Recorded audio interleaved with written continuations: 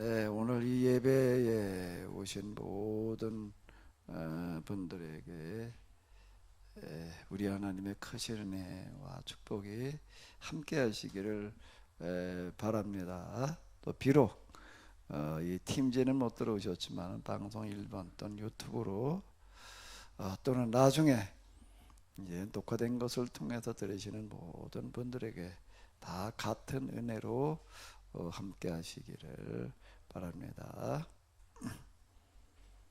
자, 오늘 우리가 같이 보실 말씀은요, 예레미야서 46장 1절과 2절까지만 먼저 보도록 하겠습니다. 이방 나라들에 대하여 선지자 예레미야에게 임한 여호와의 말씀이라. 애굽에 관한 것이라. 곧 유다의 요시야 왕의 아들 여호야김 넷째 해에 유브라데강가 갈그미스에서 바벨론의 느부갓네살 왕에게 패한 애굽의 왕 바로느거의 군대에 대한 말씀이라. 아멘. 네, 예레미야서 52장 가운데에서 45장까지는 이제 주로 이스라엘 사람들에 대한 말씀이었다라고 한다고 하게 되면은 예레미야서는 46장부터 51장까지 굉장히 깁니다. 5장이 주변 나라들에 대한 그런 하나의 이제 예고가 이렇게 되겠는데요. 그 주변 나라 사람들은 하나님도 믿지 않는 사람들인데 그 사람들에게 무슨 하나님의 말씀을 선포하느냐, 이제 우리가 이렇게 생각할 수가 있습니다. 그런데 이제 최초의 문서 예언자라고 하게 되면 이제 누구죠? 최초의 예언자가 누구예요? 아모스인데요. 아모스서를 보게 되면은, 그러니까 뭔 얘기인가, 지금 문서로 기록되어져 있는 예언서 가운데에는 이게 첫 번째 책인데, 여기 보게 되면은 1장부터 이렇게 시작하는 거예요. 다메섹의 손어가지 죄로 말미암아. 다메섹은 아람 나라의 수도, 주변 나라예요. 그 벌을 돌이키지 아니하리니, 이렇게 얘기를 하고 있습니다. 하사엘이 그 왕이고 이제 다메섹이 그 수도였습니다. 그냥 아람 이렇게 얘기를 하는데, 그다음 아스돗 이렇게 얘기하는 게 블레셋을 말하는 거예요. 또 두로의 서너 가지 죄, 또 에돔 이렇게 얘기를 하고 있습니다. 이 대만이라고 하는 것은 그 이제 수도를 말하는 거고요. 그 다음에 이제 암몬, 주변 나라들에 대한 하나님의 심판의 말씀을 선포하는 걸로 그 설교가 시작되어지는 어떤 이런 거를 이렇게 볼 수가 있는데요. 예언자 그러면은 이제 설교자라고 이렇게 생각하시면 되겠습니다. 그 예언, 점쟁이들이 하는 그런 예언하고는 전혀 다른 거고요. 설교자, 오늘 이 설교라고 봐야지 제일 정확한 하나의 그런 그 번역이 될 것 같습니다. 이 사람들은 왜 주변 나라들에게, 아직 하나님 믿지 않은 사람들에게까지 하나님의 형벌에 대해서 선언하고 있는가라고 한다고 하게 되면은, 예언자들은 기본적으로 뭐를 인정하고 들어가는 사람인가 하면, 하나님께서 지금 지금 이스라엘이 믿고 있는 여호와 하나님이 세상 모든 나라를 지배하고 다스리고 계시다라고 하는 이런 믿음을 가진 사람들입니다. 오늘 우리는 뭐 당연한 얘기죠. 하나님이 뭐 세상을 모든 걸 다 지배하시지, 이렇게 얘기를 해요. 이건 교회 다니는 사람이나 안 다니는 사람이나 똑같습니다. 이 구약 성경과 신약 성경의 결과로 말미암아 뭐가 지난 오랜 동안 시간이 지나면서 역사 속에서 큰 변화가 일어났는가라고 하게 되면은, 성경의 하나님이 세상 모든 사람들이 인정하는, 그 사람들이 하나님을 믿든 안 믿든, 인정하든 안 하든 떠나가지고 하나님이라고 언급을 할 때 유일하게 언급할 수 밖에 없는 그런 하나님이 있는데요. 그 하나님 누군가 하면 성경에 하나님이 됐다라고 하는 겁니다. 옛날에는 그게 아니에요. 애굽에는 애굽의 하나님이 있고 블레셋은 블레셋의 하나님이 있고 하나님이 다 달랐습니다. 그런데 요즘은 그렇게 생각하는 사람이 아무도 없어요. 교회 안 다니고 하나님을 안 믿어도 당연히 하나님 한 분이지, 그분이 세상 모든 것들을 다 지배하고 다스리지. 자, 이렇게 이제 생각을 하게 됩니다. 그건 왜 그런가 하게 되면 그 역사의 오랜 발전 과정에서 특히 종교에 관한 부분에 있어서는요, 다른 종교의 신들은 다 사라져버리고 성경의 신인 하나님만 남아있기 때문에 나타난 현상입니다. 세계 종교 그러게 되면은 뭐 불교도 있고 유교도 있다, 뭐 회교도 있다 이렇게 얘기를 하는데, 불교는 신이 없습니다. 불교에는 뭐가 없다고요? 신이 없어요. 부처 석가모니가 있지 않냐? 그는 선각자, 먼저 깨달은 자일 뿐이지 신이 아니에요. 이제 불교인들이 자체 이제 석가모니를 신처럼 생각하는 그런 건 이제 잘못 생각하는 거고요. 먼저 깨달은 사람일 뿐에 그 다음은 깨달음을 추구하는 어떤 이런 거지, 신을 믿는 그런 종교가 아닙니다. 그래서 엄밀한 의미에서 불교는 종교가 아니라 철학이에요. 철학에 우리나라에도 또 불교 대학이 있습니다. 대표적인 게 동국대학인데요. 동국대학에도 이렇게 보게 되면은 불교를 가르치는 학과가 있는데 뭐라고 부르죠?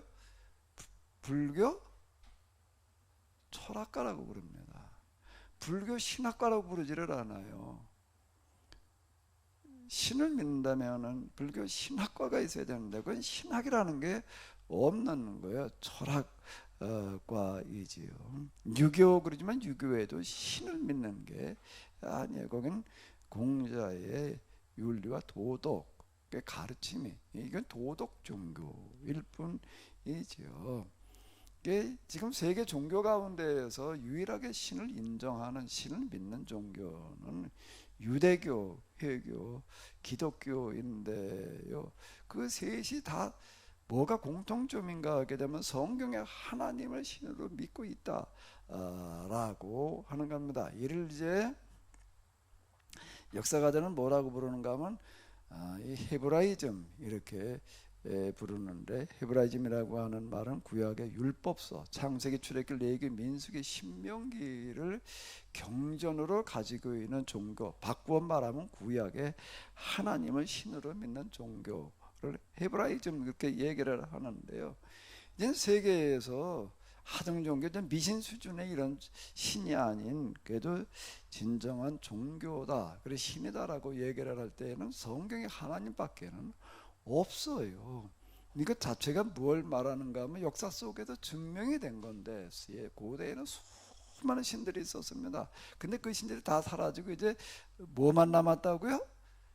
무슨 신만 남았다고요?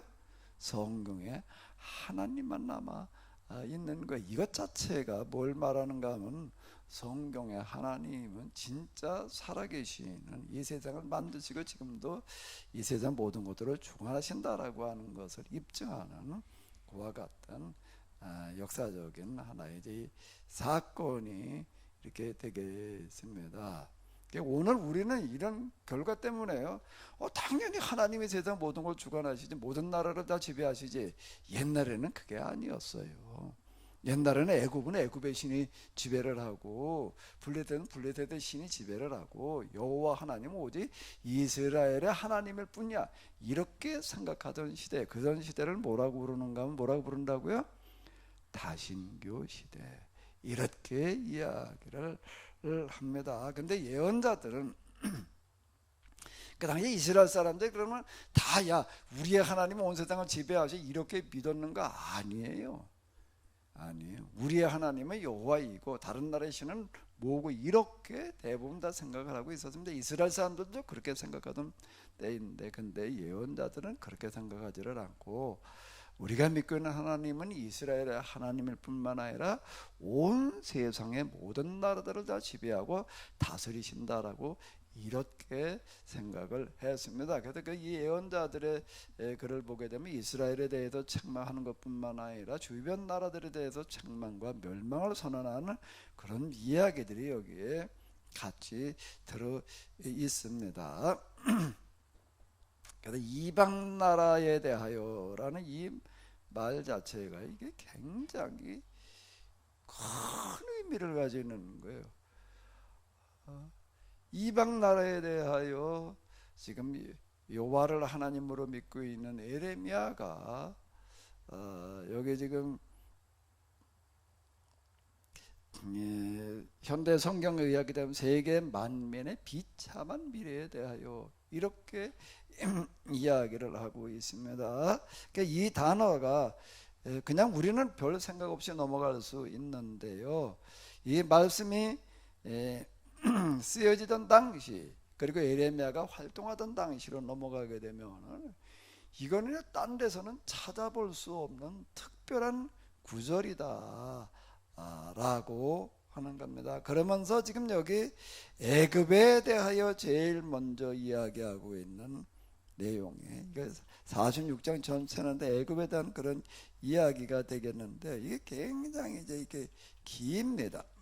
길게 애굽에 대해서 이제 쭉 이야기를 해 놓았는데요. 이걸 조금 더 이제 이해하기 쉽도록 현대 성경에서는 본문에 없는 것들을 갖다 같이 이렇게 해석을 해 놓았습니다. 605년 BC인데요. 유다에서는 요시아의 아들 요야김이 왕이 되어 다스린 지 4년째가 되던 해였다. 그 해가 어떤 해인가 하게 되면은 애굽 왕 바론르그의 군대가 유브라데 강가에 갈그미스에 나와 있다가 바벨론 왕 느부갓네살에게 패망한 해였다. 이렇게 외쳤다. 이건 이제 하나님이 하시는 얘기가 아니라 이게 개혁성경으로만 이렇게 보게 되면은 3절부터 그러니까 너희는 작은 방패와 큰 방패를 예비하고 나가서 싸워라 이렇게 얘기를 한 거가 하나님께서 하신 말씀처럼 느껴지는데 이건 하나님께서 하시는 이야기가 아니라 애국 군대 사령관이 외치는 얘기예요.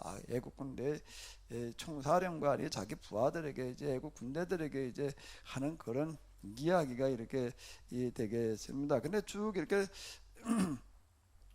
보게 되면은 그들이 형편없이 이제 패하여서 다 이제 죽임을 당한다. 이제 뭔 얘기에 대해 사령관이 이렇게 얘기를 하는 거예요. 너희는 나가서 이제 강물처럼 밀어붙여가지고 온 세상을 다 우리가 가서 이제 휩쓸어 버리자. 이렇게 지금 이제 애굽의 사령관이 지금 이제 큰 소리를 이렇게 치르는 거예요. 왜 그런가 하면 이때는 애굽의 세력이 굉장히 이제 이렇게 강대했을 그와 같은 때인데요. 이걸 이제 좀 지도를 가지고 제가 좀 이렇게 말씀을 드리게 되면은요.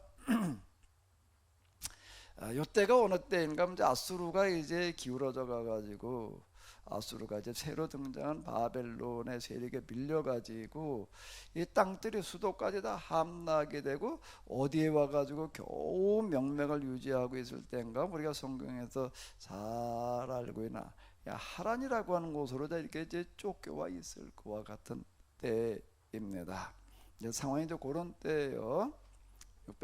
604년 그러면 바로 이제 그때를 얘기를 하는 건데 그러니까 애굽에서 이제 이런 상황을 좀 메소포타미아에서 일어나는 이런 상황을 쭉 지켜보다가 이 아수르라고 하는 나라가 이제 힘을 잃어가지고서 세력을 펼치질 못하다 보니까 이제 주변 나라들이 다 독립하고 있던 그와 같은 때입니다. 요시아라고 하는 왕도 이제 아수르가 힘이 약해지니까 이제 그 틈을 타서 이제 독립을 선언하고 지금 이제 율법대로 살려고 하는 그런 운동을 펼치던 그와 같은 때인데 당연히 애굽도 이제 그 이전에는 아수르의 지배를 받았지만 이제 여기에 벗어나 가지고서 이제 백번을 노리던 그와 같은 때인데 가만히 지금 지켜보니까 아수르가 힘을 못 쓰고 있는데 이렇게 바벨론이라고 하는 나라가 등장을 해가지고 아수르의 수도까지 함락시켜가지고 지금 아수르는 하란으로 쫓겨와 있는 때예요. 가만히 지켜보니까 이제 아수르가 바벨론에게 망하게 그냥 망하기 직전에 와 있는 거예요. 그 애굽의 입장에서 놓고 볼 때는 메소포타미아가 통일이 안 되고 바빌론에 의해서 통일이 되는 게 애굽의 입장에서 유리할까요? 아니면 아수르하고 바벨론하고 서로 쌈박질하고 있는 게 유리할까요? 네? 뭐가 자기들한테 유리하겠어요? 애굽의 입장에서 놓고 볼 때. 자, 그럼 오늘 우리를 놓고 보자고요. 자, 우리나라가 지금 세계에서 거의 유일하게 남북이 분단되어져 있는데 우리는 다 통일이 됐으면이라고 이렇게 생각을 하고 자 바라고 있습니다. 그러니까 쉽지를 않아요. 근데 우리나라 주변에 어떤 나라들이 있어요. 일본도 있고 중국도 있고 러시아도 있습니다. 근데 일본과 중국은 러시아는 우리나라가 통일되기를 바랄까요? 그냥 계속 이렇게 나뉘어가지고 서로 싸우고 있기를 바랄까요? 네? 은진이 어떨 것 같아? 마이크 좀 집어봐. 은진이가 생각할 때는 은진이는 통일이 됐으면 좋겠어, 안 됐으면 좋겠어? 통일됐으면 좋겠죠. 아마 우리나라 사람들 가운데 통일되기를 바라지 않는 사람은 아무도 없을 거예요. 근데 은진이 생각하기에 일본이나 중국이나 러시아는 어떨까? 우리나라가 통일되기를 바랄까? 이대로 그냥 나눠져 있기를 바랄까? 나눠져 있길 바라겠죠. 왜? 서로 치고받고 싸워야 안 강해지고 계속 소모전만 치르게 되니까. 아, 바로 그런 거야. 어이, 똑똑하네. 나중에 소설 써도 되겠다. 이런 게 똑같은 상황이에요 지금. 여기 통일되기를 바라지를 않는 게 통일이 돼도 강대국이 등장을 하게 되면은 그 자기 경쟁자가 되거든요. 경쟁자가 되다 보니까 꽤 싫은 거예요. 그러니까 이제 어떻게 해야 돼요? 이렇게 되면 어떻게 해야 되나? 애굽은 어떻게 해야 돼요? 그냥 이제 가만히 그냥 쳐다만 보고 있어야 되나? 여기 통일이 안 되게 해야 되나? 통일이 안 되게 하려면 어떻게 해야 돼요? 아수르가 망하게 생겼으니까 어떻게 되나? 아수르를 도와야 되는 거죠. 도우러 지금 출전을 해가지고서 있을 때의 이야기예요. 근데 이때에는 어떤가 하면 세력이 놓고 볼 때 이제 바벨론은 이제 새로 생겨나서 아직 힘이 별로 없을 때예요. 아수르는 어떤가라고 하게 되면 옛날에는 여기 그냥 애국까지 다 지배하는 큰 나라예요. 이제 힘을 잃어가지고 이제 바벨론에 쫓겨가지고 지금 이제 살아남기도 급급한 때예요. 그러면 이때 제일 큰 강자가 누굴까요? 이때 이 시점에도 제일 큰 나라가 어느 나라예요? 애굽인 거예요. 애굽인 거예요. 이제 우리가 어떻게 할 때가 되었는가라고 하게 되면 이때까지는 아수르에 우리가 지배를 당하고 있었지만은 이제는 아수르를 도우러 가자. 뭐에 도우러 간다고? 아수르가 좋아서 도우러 가는 걸까요? 아닌 거예요. 어떻게 하라고? 바벨론에게 망하지 말아라. 네가 계속 살아서 계속 둘이 쌈박질하고 있어라. 이제 이런 뜻이에요. 그래가지고 이제 가서 지금 어디에 진을 치고 있을 땐가 아마 하란 바로 밑에 여기쯤에 갈그미스라고 하는 곳이 있습니다. 여기에 지금 있을 때 그때예요. 그때 지금 애굽의 사령관을 비롯해 가지고도 왕은 뭐라고 얘기를 하냐면 야 이제 우리가 세계에서 제일 강대한 나라야.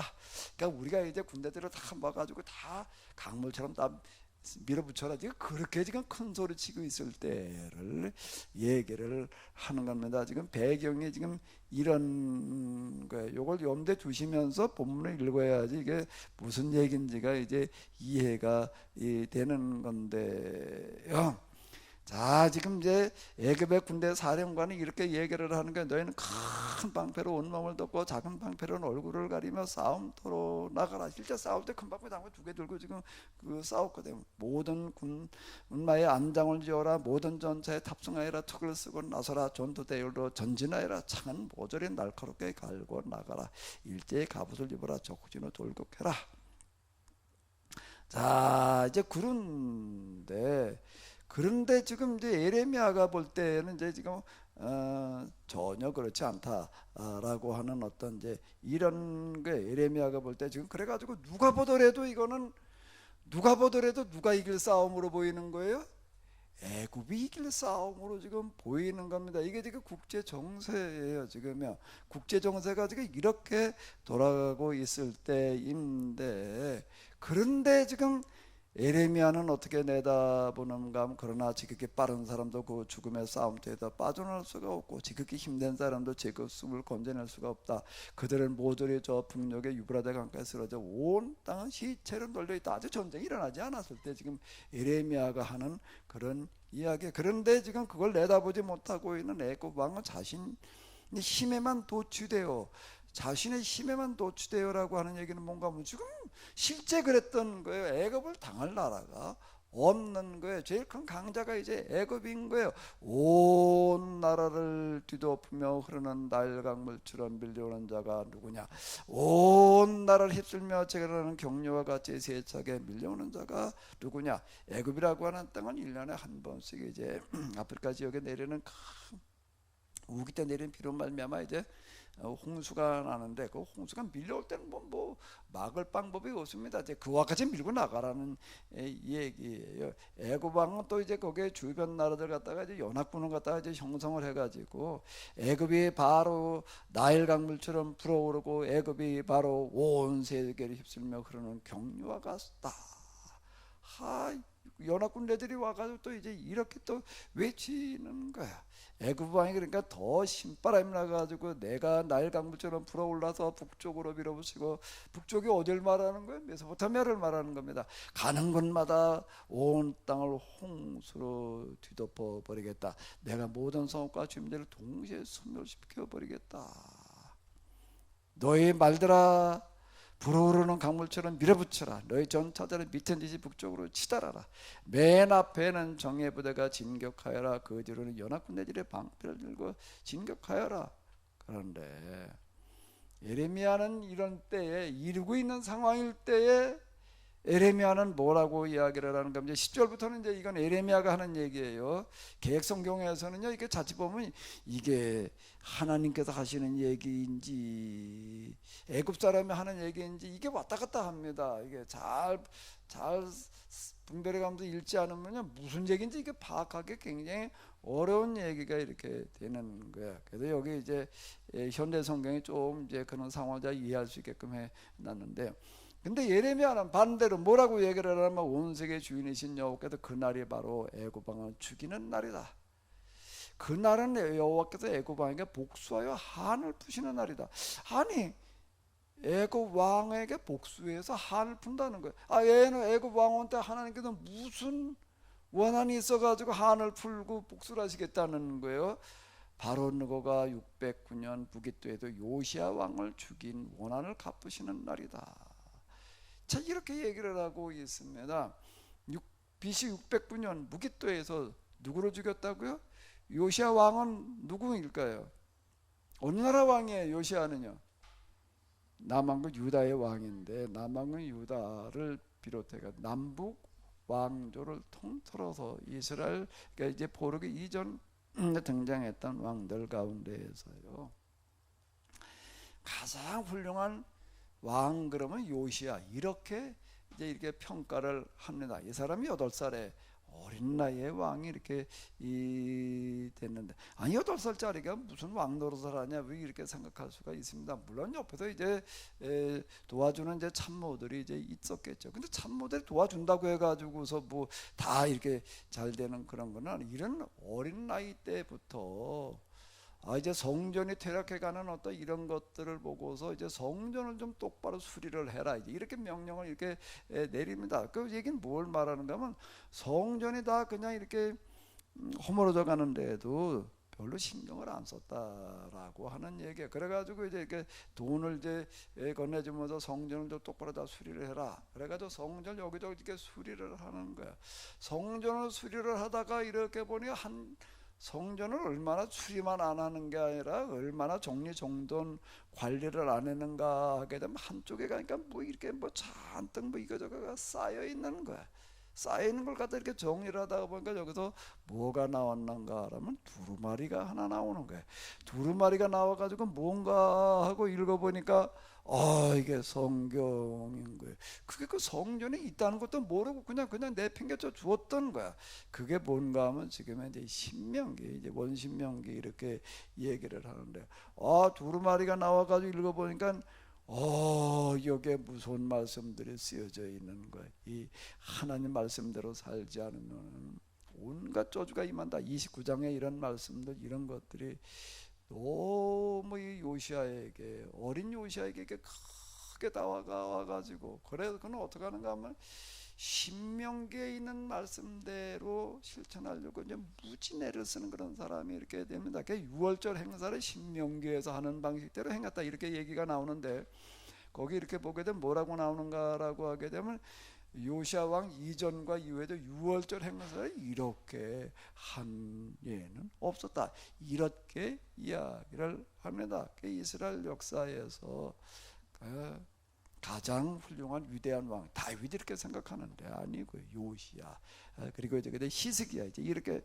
평가를 하는 이 사람 하나님의 말씀대로 이거 살기 위해서 엄청 노력을 했던 사람의 이제 열왕기하 그리고 역대기 이런 데를 읽어보게 되면 전국에 있는 바알 신전을 비롯해 가지고서 이교 신전도 그냥 아주 모조리 아주 척결해내는 그런 이야기들을 거기에 이제 이렇게 많이 이제 기록이 되어져 있습니다. 이 사람이 아주 그냥 이제 그리고 어떻게 했는가라고 하게 되면은 그때 이제 북왕국 이스라엘이 망해가지고서 그냥 이방 나라 사람들이 와서 이제 살고 그러고 있었는데요. 그 북왕국 땅까지 회복을 시켰어요.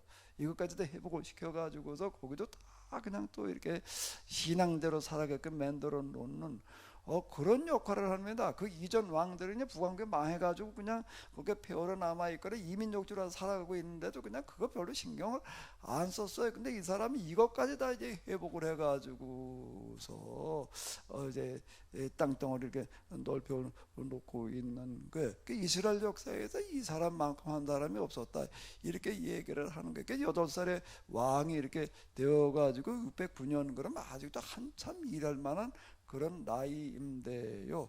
이 사람이 어떻게 하는가, 무기또에서 요시아 왕이 죽어요. 무기또에서 죽었습니다. 무기또에서 왜 죽느냐? 다시 또 이걸 보고 이제 이렇게 해야 되는데요. 자, 이런 얘기예요. 아까 이제 말씀드린 것처럼 이제 아수라라는 나라가 이제 쇠퇴기에 들어가 가지고서 이제 수도도 다 함락당하고 겨우 할안에 와가지고 명맥이나 유지하고 있을 때 이제 이렇게 되는 겁니다. 그렇게 되니까 이제 애굽이 어떻게 된다고요? 어떻게 해야 돼? 자기 딸에게 유익되는 방향으로 하는 거예요. 뭐 아수르를 도와주기 위해서도 아니고요, 누구를 도와주기 위해서도 아니에요. 어느 나라든지 옛날이나 지금이나 다 똑같습니다. 자기 나라 국익이 제일 먼저 있는 거예요. 일본이나 중국이 우리나라가 통일되는 거 원치 않는 거는 그게 자기 나라에게 유익되기 때문에 그러는 게, 우리가 통일된다는 게 굉장히 어렵습니다. 이건 남북한만의 문제가 아니에요. 일본, 중국, 러시아 그러니까 또 세계 강대 국이 그들이 다 원치를 않고 있으니 이게 이제 쉽지를 않은. 그것도 태평양 건너 미국이 이제 또 여기 이제 껴들어가지고 그래도 이제 남한에다가 이제 미국을 주둔시켜 놓고 어떡하든 이게 또 우리나라 또 통일을 시켜보려고 그러고 있는 거. 그나마 미국밖에 지금 없는 거예요. 우리나라 미국을 우리는 그래도 우선시할 수밖에 없는 이런 이제 현실적인 이유와 요인이 지금 바로 이제 여기에 이렇게 있는데, 중국이 이제 경제적으로 아무리 어떻게 된다고 그러죠? 중국 우선시 한다는 거 한계가 있을 수밖에 없어요. 그 사람들은 남북이 통일되는 걸 원치를 않는 그런 나라이기 때문에 이게 참 우리는 아주 어려운 이런 상황에 지금 놓여 있는데, 애굽은 어떻게 하는가, 아수르가 지금 망해가니까 이 나라 망하게 하면 곤란한 거예요.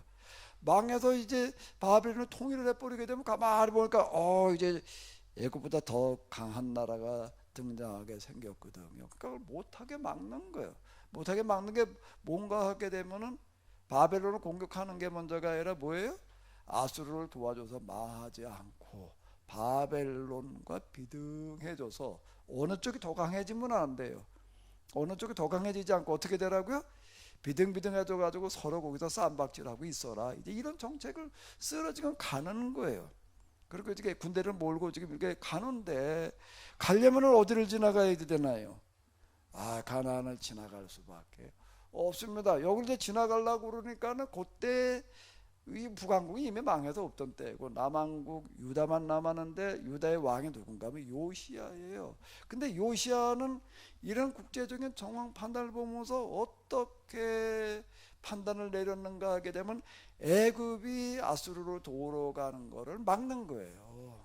막는 정책을 쓰는 그 못 가게 막는 겁니다. 그리고 여기 지금 전쟁터가 어딘가 무기또 이 무기또에도 워낙 전쟁이 많아서 이제 요한계시록에 나오는 아마겟돈이 바로 여기를 얘기를 하는데 여기 나와도 못 가게 막는 거예요.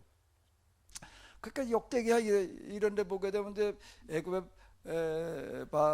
바론 느고가 뭐라고 얘기를 하는가 하면 요시야를 향해서 그렇게 난 너희 나라 치러 가는 것도 아니고 너희하고 우리하고 싸울 아무런 이유도 없다. 근데 넌 왜 우리가 가는 건 못 가게 막냐? 제발 그러지 말아라. 이제 이렇게 얘기를 하는 거예요. 근데도 요시야는 듣지를 않고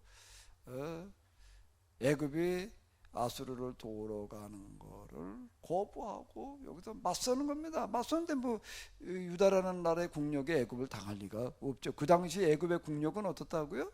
세계 최강이에요. 거기서 이제 죽은 거예요. 이제요. 그러니까 사실 요시야에 대해서 기대가 컸어요. 근데 참 이게 너무 허무한 거예요. 이제 그렇게 좀 하나님 말씀대로 나라를 똑바로 만들어 보려고 그런데 하나님께서 도와주셔서 애굽 보고 그 다윗과 골리앗의 싸움과 같은 얘기인데 하나님께서 도와주셔서 요시야가 이겼어야 되나요? 그래 바로 애굽의 바로 느고에게 져서 죽어야 되나?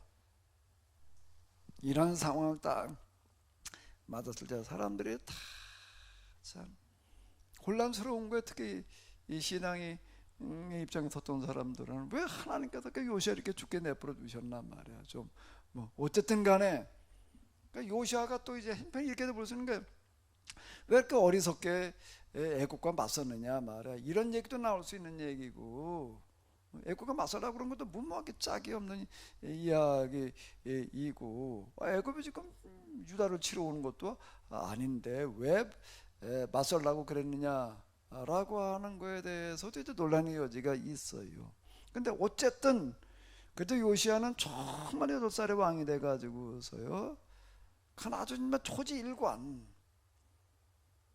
정말 율법 그것도 신명기의 말씀대로 이렇게 하려고 좀 그러는데 왜 하나님께서 그 요시야를 이렇게 죽게 내버려 두셨어 그래. 그 대답이 뭘 가지고 찾아보는가 하면 요거예요. 바론 너거가 BC 609년 무기토에서 요시야 왕을 죽인 원한을 갚으시는 날이다. 네, 여기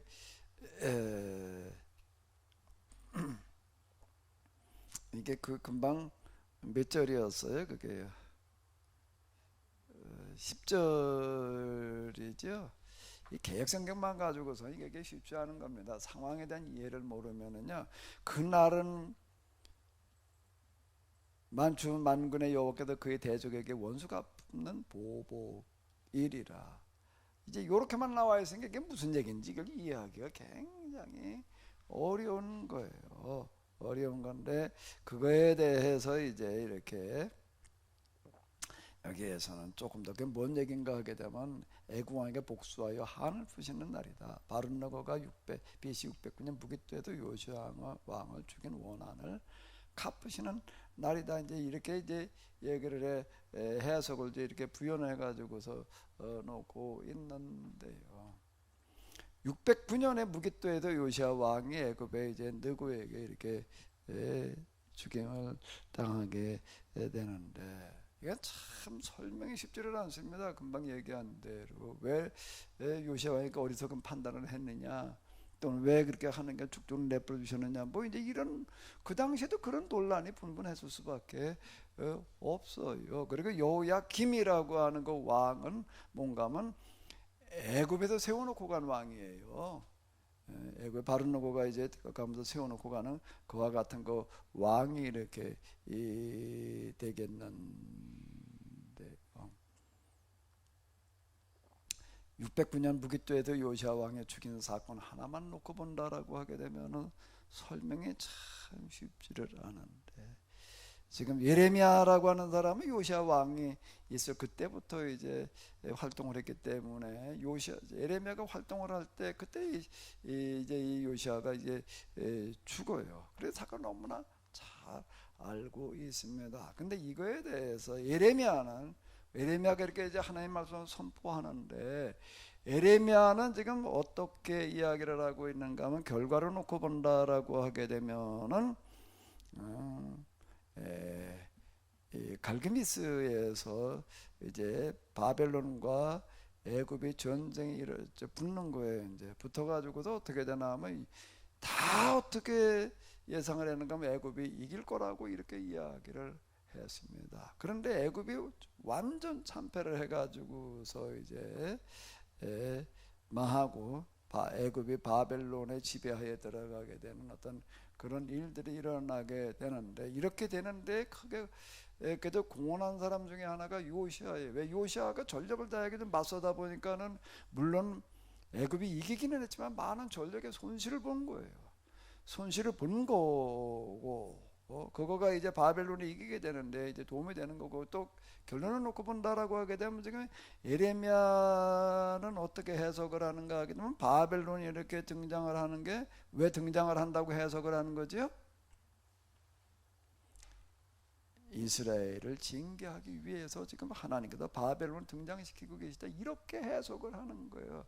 그런데 지금 주변 요 당시 상황 다 애굽이 전 세계를 지배할 것처럼 보이니까, 그리고 이제 그동안에 아수르의 지배를 받았으니까 이제 일단 애굽 친애굽 정책을 다 쓰려고 좀 그러는 게 일반적으로 누가 보더라도 그렇게 해야 된다고 생각이 되던 그와 같은 때다라고 하는 거예요. 예레미야의 이야기가 이게 굉장히 받아들이기 어려워졌던 게 바로 이제 이런 거예요. 예레미야가 고통당하게 되는 요인 중에 하나가 이거예요. 예레미야는 이거에 대해서 완전히 딴 해석을 하는 거예요. 하나님께서 바벨론을 일으켜 세워놓으셨기 때문에 바벨론에 대적을 해가지고 누구도 이길 수가 없다는 겁니다. 누구도 이길 수가 없다. 그러니까 어떤 정책을 써라는 거예요? 애굽이 아니라 뭐라고요? 바벨론 정책을 써야 된다. 그 정책을 충실하게 따른 사람이 누굴까요? 요시아인 거예요. 요시아는 그렇게 따라가는 겁니다. 요시아가 왜 애굽에 맞섰느냐라고 할 때에 바로 그런 얘기가 이렇게 되는 거예요. 그 인과관계를 찾아낸다는 거가 대단히 어렵습니다. 세속적인 시각과 사관을 가지고서는 바벨론이 지금 등장하라는 거가 하나님께서 계약 백성인 유다를 그들이 계약을 어기고 있기 때문에 그들을 징계하기 위해서 세우셨다. 그걸로 어떻게 얘기를 해요? 그게 뭐 근거가 어디 있어? 하나님의 말, 이건 그게 무슨 근거야? 이렇게 되는 겁니다. 이게 참 옛날이나 지금이나 똑같은 건데요. 그렇게 이번에는 또 이제 어떻게 얘기를 하는가 하면 이제 바벨론에 의해서 애굽이 이제 망해요. 갈그미스 전투에서 왜 망했느냐, 왜 졌느냐, 패할 수가 없는 거예요. 애굽에 훨씬 더 강한 거예요. 여러 가지 정황에도 놓고 볼 때 다 밀어붙여라, 다 우리가 홍수가 밀려와가지고 애굽을 쓸듯이 우리가 다 그냥 북쪽을 다 쓸어버리자. 그 절대 허언이 아니었어요. 진짜 그랬습니다. 근데 이게 진 거예요. 그 진 원인이 도대체 뭐냐? 뭐 전술이 어쩌고 전략이 어쩌고 뭐다 상황, 이렇게 이제 뭐라고 해석들을 할 수가 있겠죠. 그때 누구가 뭘 어떻게 판단을 잘못하다 뭐가 어쩌고 전략과 전술이 기타 등등. 그런데 예레미야는 그렇게 해석하는 게 아닌 거예요. 뭐라고 해석을 하는 거지요? 하나님께서 원수 갚으시는 날이라는 거예요. 그날이 애굽의 왕이 죽는 날이다 말이야. 제삿날이라는 거예요. 왜? 뭐가 어떻게 됐길래? 그가 누굴 죽였기 때문에 5년 전에 요시아를 죽인 그 일이 뭐가 되는가 하면 갈그미스 전투에서 애굽이 바벨론에게 멸망당하는 원인이다. 이렇게 해석을 합니다. 인과관계를 이렇게 찾아내는 거예요. 그 이런 인과관계를 찾아내는 사람, 낼 수 있는 사람은 누구밖에 없는가 하면 이거는 예레미야밖에는 없는 거예요. 그러니까 예레미야는 어떻게 해서 그렇게 그런 거를 찾아내느냐라고 할 때 그게 뭐라고요? 그게 이제 그가 예레미야의 하나님 체험이야. 이제 하나님에 대한 신앙에서 비롯되어지는 그런 해서 그런 판단 그리고 인과관계를 이렇게 제시를 하는 거예요. 기분에는 이제 요시아가 왜 여기서 죽어 그래? 하나님께 왜 그냥 죽게 놔주셔? 좀 어떻게 도와주셔야지 말이야. 그런데 근데 지금 이제 이쯤 와서 이렇게 놓고 본다라고 하게 되면요, 요시아의 죽음은 그냥 죽은 게 아니에요. 그의 죽음은 결코 헛된 죽음이 아니에요. 그의 죽음으로 말미암아 뭐가 망하는 거예요? 비록 애국과 맞서가지고 싸워서 여기서 패해서 죽었지만은 죽음이 곧 이제 뭐가 되는 거예요? 애굽이 완전히 멸망하는 원인이 되어졌다. 자, 지금 예레미야는 이렇게 해석을 해 나가고 있습니다. 우리가 이제 이렇게 보게 되면 신앙생활 열심히 잘 하나님 뜻대로 진짜 잘 하려고 그러는데 안 되는 경우들이 많아요. 진짜 하나님께서 함께 하셨단 말이야. 그게 왜 그게 실패? 왜 그게 됐어야지? 이렇게 얘기할 수 있는 경우들이 많습니다. 그럼 거기만 보고 이렇게 얘기를 할 때 요시아의 죽음을 보고 얘기하는 거고 똑같은 겁니다. 몇 년 뒤에 5년 뒤에 가가지고선 요시아의 죽음으로 말미암아 이제 뭐가 망하는 거라는 거예요? 애굽이 망하는 거예요. 비록 그 전투에 이 무기토 전투에서는 요시아가 졌지만은 그건 진 게 아닌 거예요. 예레미야는 그렇게 해석을 하는 건 절대 진 게 아니야. 그 져서 죽음으로 말미암아 몇 년 뒤에 5년 뒤에 가가지고 무슨 일이 벌어지기 때문에 바벨론에게 바론 느고가 패해가지고 그가 죽는 것뿐만 아니라 뭐가 어떻게 됐기 때문에 애굽 전체가 멸망을 하는 사건으로 이어지기 때문에 그건 절대 진 것도 아니고 패한 것도 아니고 하나님께서 도와주시지 않은 것도 아니다. 자, 이렇게 해석을 해나가는 거예요. 우리가 쉽게 뭐 어쩌고 저쩌고 떠들지 말아야 될 이유가 이런 데 있어요.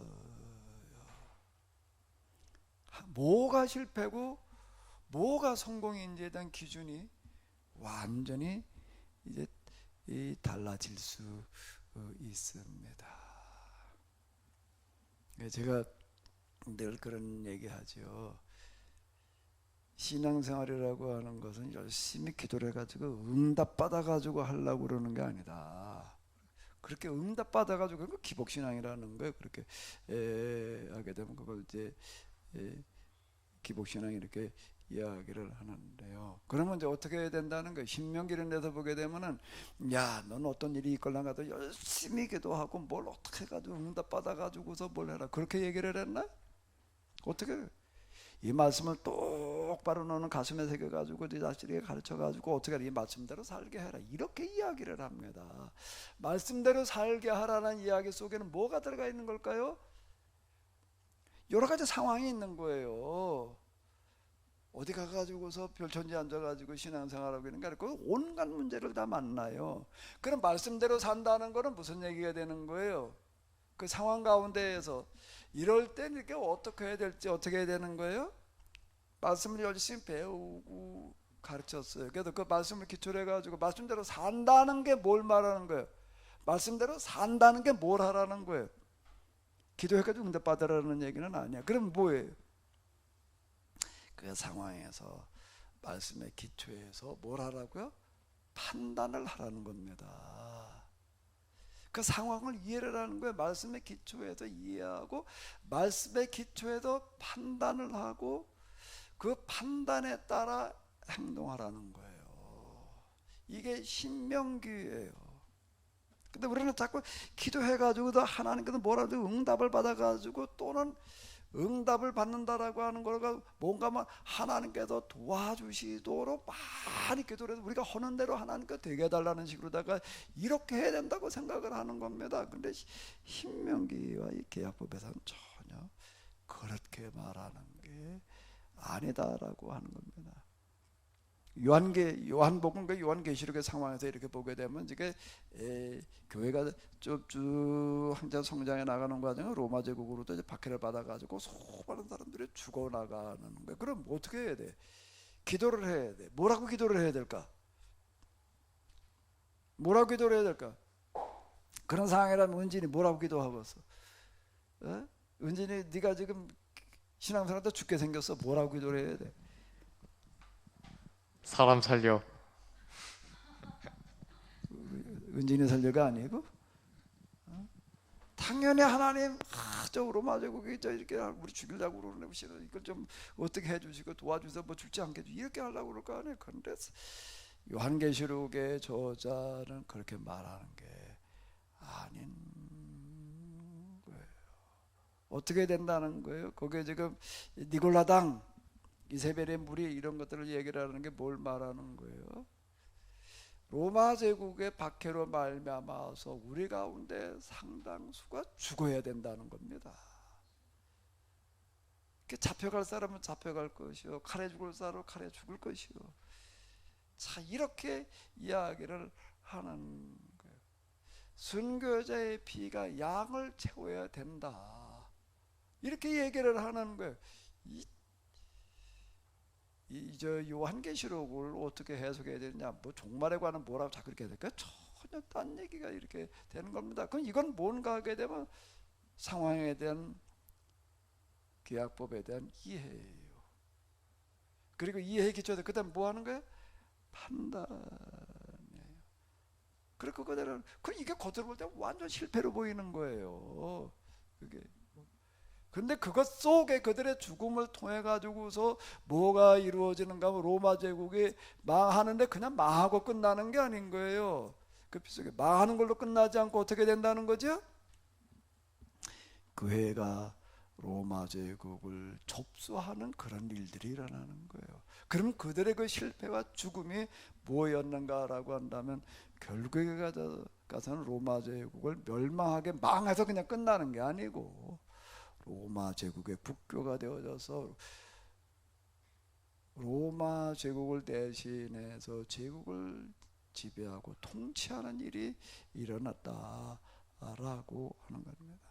마찬가지로 요시아라는 사람의 죽음이라고 하는 것 자체가 허망하기 짝이 없는 거예요. 이게요. 저도 그 생각 많이 했어요. 이렇게 제가 지금 이렇게 해석을 하고 있지만은요, 뭐 제가 처음부터 이렇게 해석을 한 게 아니에요. 이게 이번 읽어 내려갈 때마다 요시아는 왜 그 보고 맞설 생각을 했을까 말이야. 그거 좀 분모한 거였지. 또 하나님은 왜 그래 요시아를 그래 뭘 지켜주셔야지 말이야. 최소한 패하긴 패해도 죽지 않게 해놓으시든지. 전사를 이게 참 이 전사했다는 것 자체가 뭘 말하는 거예요? 요시아가 무기토에서 애굽하고 맞서서 전사를 했다는 것 자체가 뭘 말하는 거지요? 후방에 있었다는 게 전방에 있었다는 거예요. 전쟁터에서요. 전방에 있었다는 겁니다. 전사를 하는 거예요. 붙들려 가지고 죽임당하는 게 아니라 전쟁터에서 죽은 거예요. 이거는 싸우다 죽었다는 얘기예요. 붙들려 가지고 나중에 죽임당하는 거고 싸우다 그 싸움터에서 죽는 거고는 얘기가 다른 거라고. 이것 자체가 뭘 말하는 게 요시아는 전쟁터에 나가가지고서도 뒷전에 서가지고가 아니라 뒷전에서 어쩌고 저쩌고가 아니라 뭘 했다는 거예요? 앞전에 섰다는 얘기가 이렇게 되는 거예요. 최소한 죽지는 않게 하고 어떻게 해버리 왜 그렇게 죽게 하셨을까? 저도 그런 생각 많이 했던 거예요. 그런데 에레미야는 이걸 어떻게 해석을 하고 있는가라고 한다면 그때 무기토에서 요시아가 죽은 것은 절대 헛된 죽음이 아니었다는 거. 그 죽음 때문에 지금 어떻게 된다는 거예요? 애굽이라고 하는 나라 자체가 이제 망조로 가고 있다. 이렇게 해석을 하고 있습니다. 뭐가 이긴 거고 뭐가 진 건지 이거 하나님께서 보시는 기준은 완전히 달라요. 사람은 뭐만 보이는가 하면 당장 여기서 일어난 결과만 가지고서 이게 뭐 야 하나님께 도와주셨네 이렇게 하고, 졌으면은 실패했으면 이거 뭐야 이거 뭐, 이런 시험에 들기가 딱 좋아요. 그래요 안 그래요? 진상희 집사님 마이크 좀 집어봐요. 뭐 하고 싶은 얘기 있으면 한번 해봐요. 진짜 저희들이 판단하는 수준은 정말로 낮은 수준인 것 같습니다. 근데 그게 일반적이라는 게 안타까운 게. 이러는 거예요. 단지 우리는 판단해요. 응답받아가지고 하는 게 아니에요. 바른 판단, 동기, 이해력에서 이렇게 어떤 일이 있을 때에 지금 이 상황에서 이건 이렇게 해야 된다라고 하는 건 판단입니다. 이해득실을 따지는 게 아니에요. 말씀에 따라 이렇게 해야 된다라고 생각될 때에는 하는 거예요. 근데 그건 굉장히 위험과 모험이 따라요. 위험 부담이 굉장히 큰 거예요. 그러면요 재게 되는 거예요. 이거 이렇게 하다가 지게 되면, 이거 이렇게 했다가 망하게 되면 큰 손해를 보는데 당연히 손해를 보지요. 그런데도 불구하고 근데 말씀해 보니까 이럴 때 이렇게 해야 되는데, 그럼 이해적식을 따져가지고 판단을 해야 될까? 말씀에 따라서 해야 되느냐 말아야 되는 걸 결정해야 될까? 뭐에 따라 결정을 해야 될까? 근데 뭐에 따라서 판단하고 싶을까? 이해득실인 거예요. 이렇게 했을 때 이게 나한테 어떤 유익이 있을까?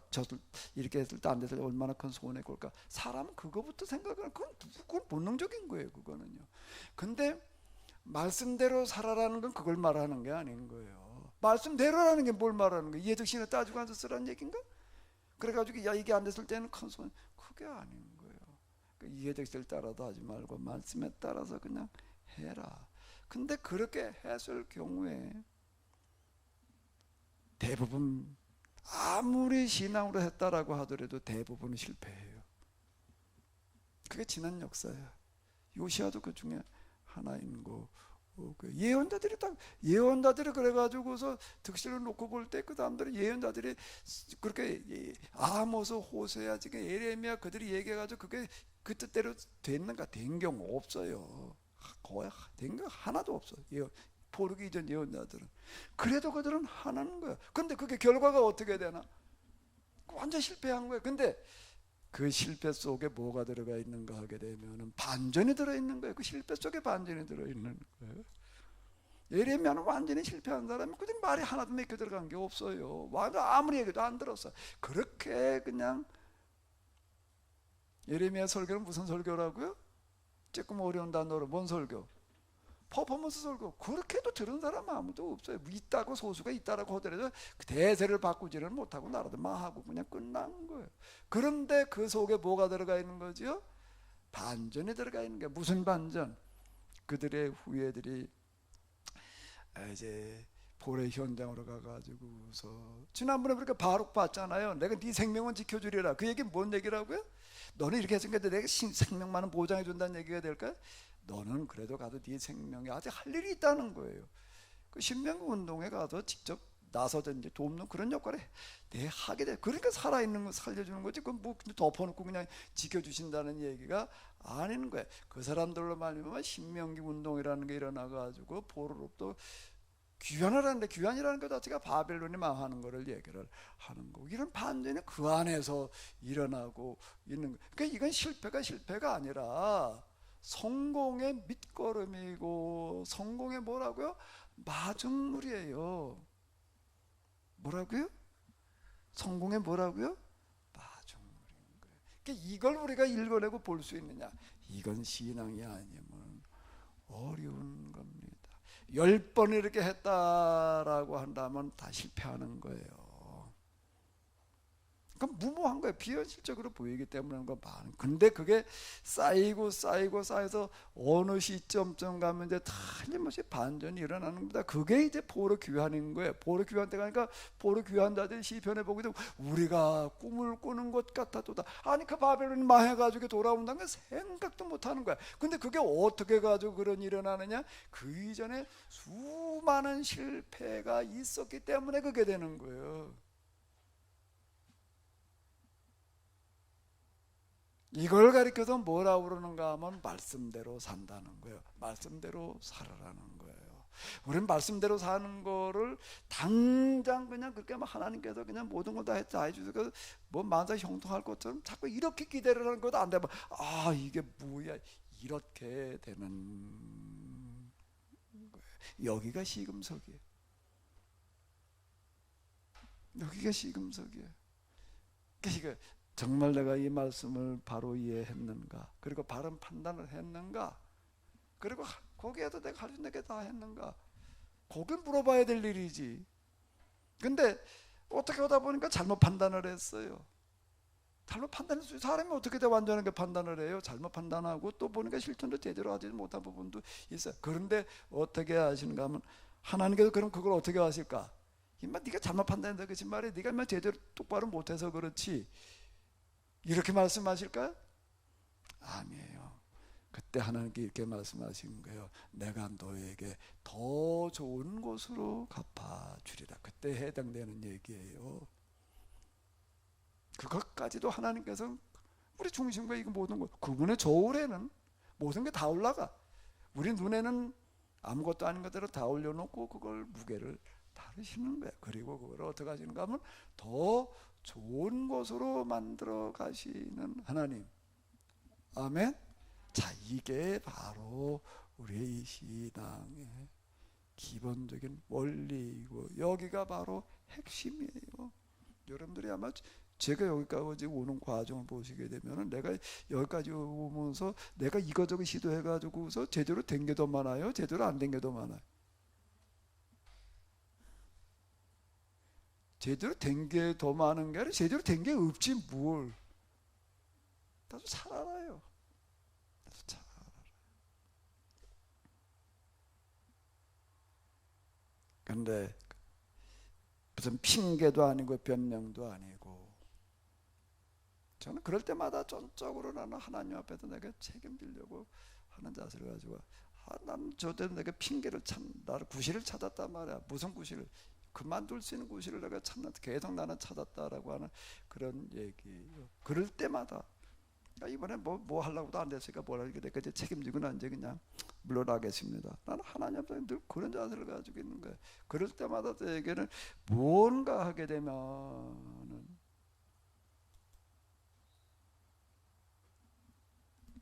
그럴 때마다 하나님께 그런 마음과 생각을 가지고 기도할 때마다 저에게 거의 똑같아. 반복되는 게 있어요. 뭐였을까요? 나대 아직 아니라 여기 아직 끝이 아니다. 이거였어요. 나대 이거가 지금까지 저를 여기 끌고 오는 거예요. 내가 그런 뭐 이거저거 해보려보다 난 뭐 아무렇지도 않아 가지고 그냥 이러고 있는 게 절대 아니에요. 나대 이게 하나님의 방식이라고 하는 것은 우리가 생각하는 거고 너무 달라요. 제가 이거저거 해보려보다 처음에는 뭘 홀려나 보다 되려나 보다 그러다가 다 이러고 저러고 하니까 그것 때문에 실망해서 떠나는 사람들이 참 많습니다. 대부분 다 떠났어요. 대부분 다. 근데 자, 저를 비롯해서 남아있는 사람은 어떤 사람들인가 하면 내가 한 일을 보고서 어쩌고 저쩌고 아니라 뭔가 하게 되면 뭐였을까요?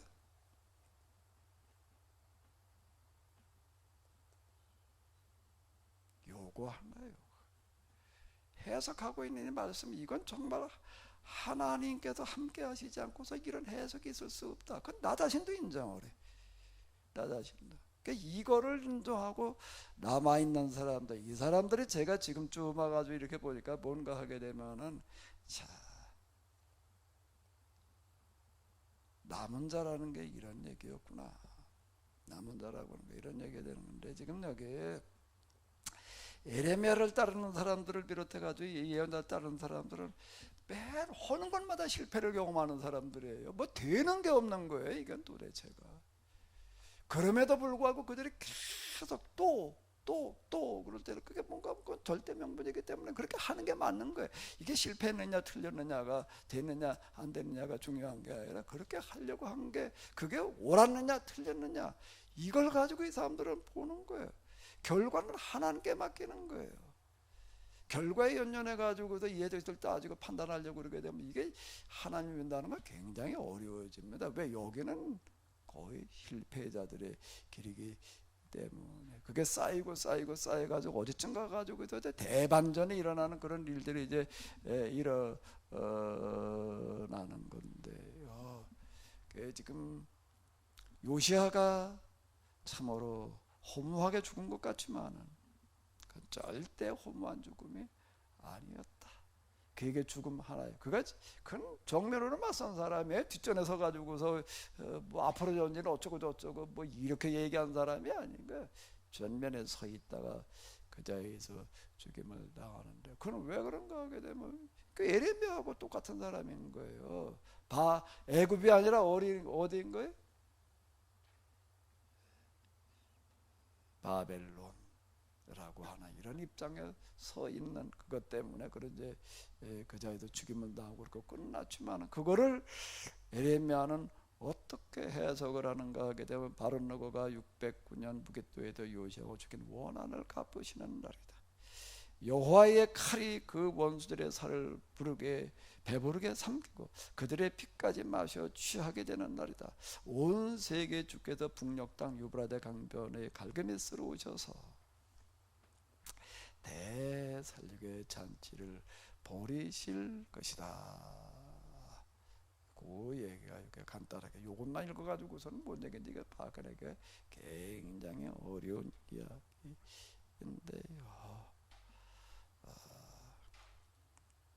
우리가 어쨌든 성경을, 그리고 우리가 신앙과 관련된 일들을 바르게 이해한다는 게 대단히 중요합니다.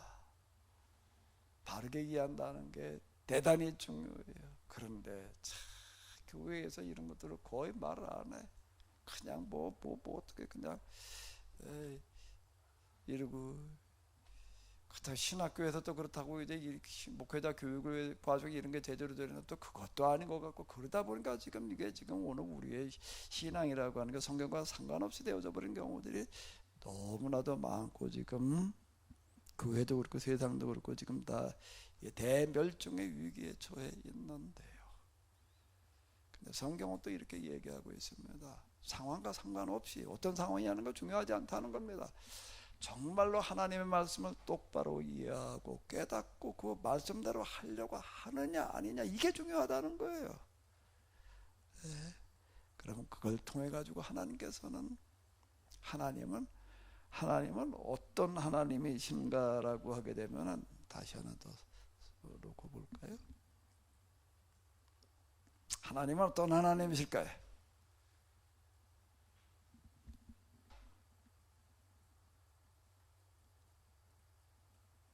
근데 그냥 반전 가지고는 말이 안 돼. 좀 약해. 앞에다 무언자는 대반전을 일으키시는 하나님. 그동안 제가 해오는 일들이 참으로 겉으로 보기에는 뭐 하나 제대로 되는 거 없이 아무것도 아닌 것처럼 그냥 맨날 그저 뭐 말만 떠들다가 만 것처럼 보일 수 있는데, 하나 분명한 거는 개혁의 입장에서 이렇게 해석해 나가지라는 거가 인류 역사 이래로 가장 큰 위기를 맞은 이 일멸종의 시대에 이게 살 길을 제시하는 유일한 다른 대안은 또 있을 수가 없다라고 하는 겁니다. 이 대안에 들릴 수 있다라고 하는 겁니다. 그리고 진짜 그렇게 그냥 덮어놓고 믿으라는 얘기가 아니라 똑바로 이걸 이해하고 믿고, 그리고 여기서 우리가 할 수 있는 것을 실천하려고 하는 그곳에 우리 하나님께서 함께 하셔서 어떻게 하신다고요? 어떻게 하신다고요? 대반전을